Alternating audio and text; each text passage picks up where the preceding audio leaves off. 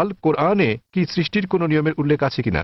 কোরআনে বলা আছে অনেক জায়গায় যে সর্বশক্তিমান আল্লাহ পৃথিবী তৈরি করেছেন 6 দিনে 6টি পর্যায়ে। এ ব্যাপারে পবিত্র কোরআন এবং অন্যান্য ধর্মগ্রন্থ প্রায় একই কথা বলা আছে, কিন্তু ভালোভাবে দেখলে অনেক পার্থক্য আছে। কোরআন যেভাবে বলেছে তা অনেক বেশি বিজ্ঞানসম্মত। অন্যান্য ধর্মগ্রন্থের কথা অতটা বিজ্ঞানসম্মত না হতে পারে। উদাহরণস্বরূপ বাইবেলে এই ব্রহ্মাণ্ডের সৃষ্টি বিষয়ে বলা আছে, সেখানে বলা আছে সর্বশক্তিমান ঈশ্বর 6 দিনে পৃথিবী তৈরি করলেন এবং 7ম দিনে বিশ্রাম নিলেন। এর মানে ঈশ্বরেরও বিশ্রামের প্রয়োজন হয়। কোরআনও বলে যে সর্বশক্তিমান আল্লাহ 6 দিনে পৃথিবী তৈরি করলেন, কিন্তু এটা বলেন যে 7ম দিনে বিশ্রাম নিয়েছে। বলা যায় এটি সর্বশক্তিমান আল্লাহর একমাত্র আসমানি কিতাব, একমাত্র ধর্মগ্রন্থ যা তার প্রকৃত রূপে এখন পর্যন্ত অবিকৃত আছে।